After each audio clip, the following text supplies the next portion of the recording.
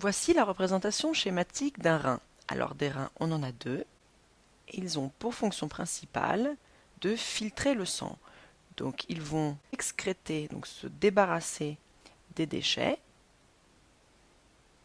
tout en garantissant la conservation de l'eau et des éléments importants. Donc on maintient le niveau d'eau et d'électrolytes.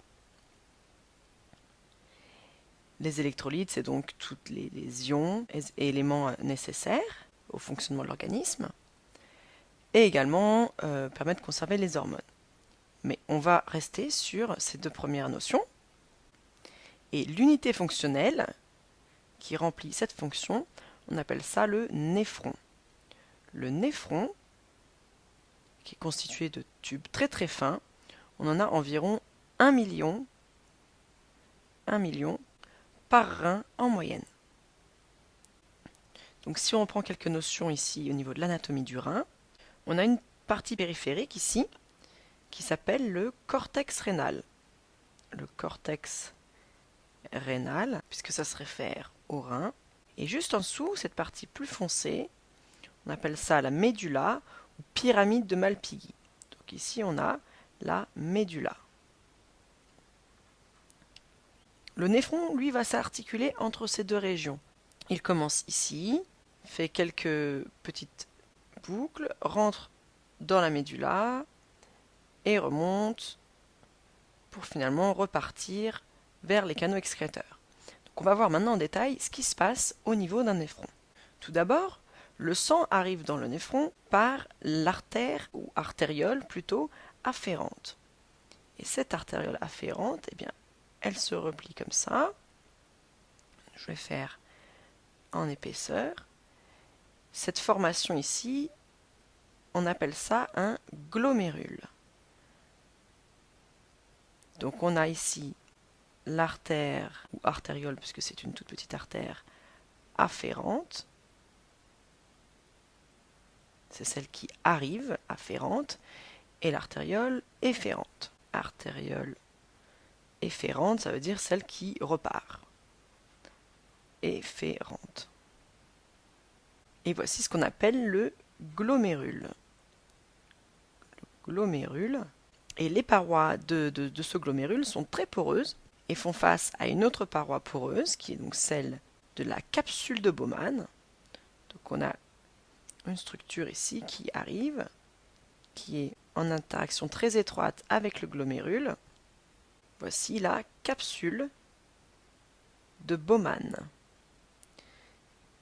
Et elle est aussi très poreuse, ce qui fait qu'il va y avoir un échange ici. Les fluides qui arrivent, qui circulent dans l'artère, donc le sang et tout ce qu'il charrie, va en quelque sorte fuir hors de ces petits vaisseaux, puisqu'ils sont poreux, pour se retrouver dans cet espace et être réabsorbé au niveau de la capsule de Bowman.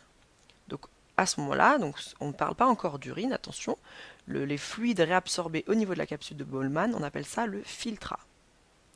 Et donc le filtrat, il est constitué d'eau, de sel, de glucose, de tout ce qui est soluble dans le sang et qui est suffisamment petit pour être diffusé ici à travers ces artérioles poreuses. Donc c'est à peu près tout, sauf bien les protéines, les globules rouges. Mais environ 1/5 du volume de sang qui passe par le glomérule suinte hors des vaisseaux sous forme d'un filtrat et est réabsorbé par la capsule de Bowman.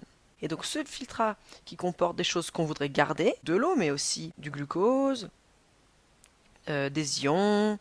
Donc on a vu que les ions étaient très importants, notamment le sodium, le potassium, tout un tas d'ions dont on a besoin pour différentes fonctions. Il va falloir les préserver, ces ions, ainsi que les acides aminés, qui sont indispensables pour fabriquer les protéines. Donc ces éléments essentiels et utiles vont devoir être réabsorbés, repassés dans le système de capillaires.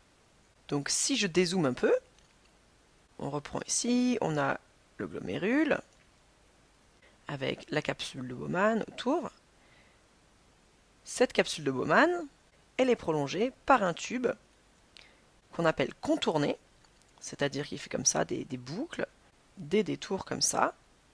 Donc cette partie-là, ça se situe toujours dans le cortex du rein. Donc cette partie-là, on l'appelle tube contourné proximal. Donc contourné puisqu'il fait ses boucles, et proximal puisqu'il est proche de la capsule de Bowman. Proximal.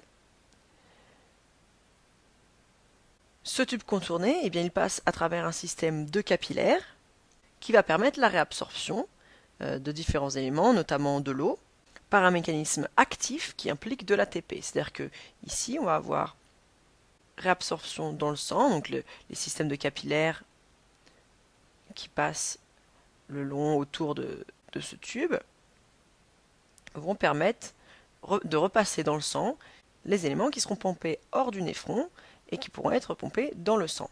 Le reste du filtrat continue sa progression dans le néphron, qui cette fois-ci lui plonge dans la médulla et forme ce qu'on appelle la anse de Henle. Donc cette fois-ci, il est droit, il n'est plus contourné, et il traverse, il va profondément s'enfoncer dans la moelle.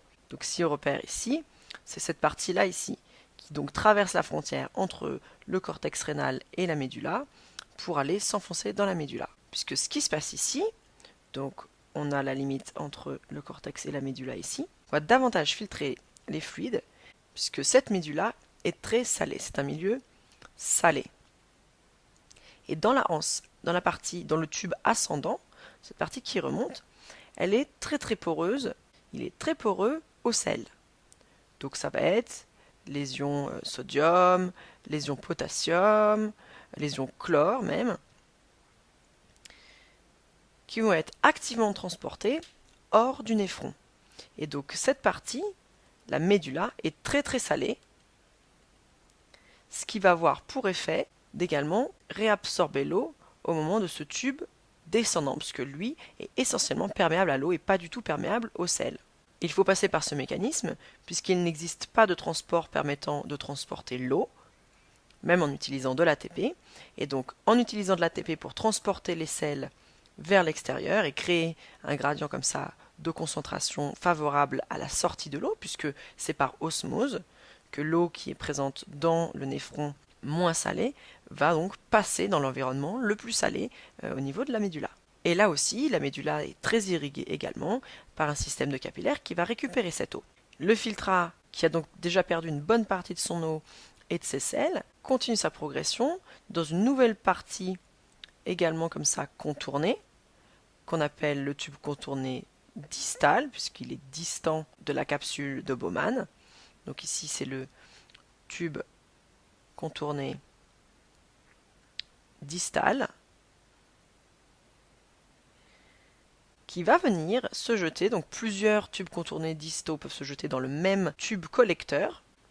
Donc là on sort du néphron à proprement parler, on arrive au niveau d'un tube collecteur qui va éventuellement donc collecter ce qui vient de plusieurs néphrons différents et repasser à travers la moelle, où à nouveau, et bien cette fois-ci grâce à des hormones, dites hormones antidiurétiques, qui vont contrôler la porosité de ce tube collecteur.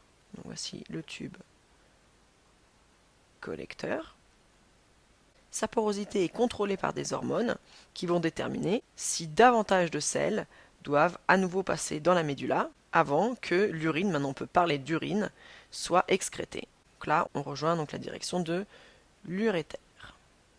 L'urétère pour excrétion de l'urine. Donc c'est le transport actif de certains éléments, de certains sels, de glucose, qui va permettre une réabsorption, ainsi que la mise en place ici, donc au niveau de la médulla, au niveau de la anse de Henle, donc ça c'est la anse de Henle, on va avoir la mise en place de ce gradient salin, de cette forte concentration en sel dans la médulla, pour réabsorber un maximum d'eau présente dans le filtrat. Donc dans la prochaine vidéo, on va revenir justement sur les transports actifs qui ont lieu dans le néphron.